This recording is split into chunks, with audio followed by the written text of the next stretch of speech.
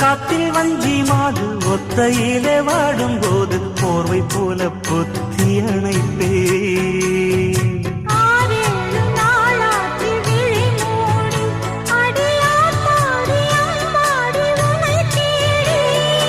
நீதானே மானே என் இளஞ்சோடி, உனை நீங்காது என்று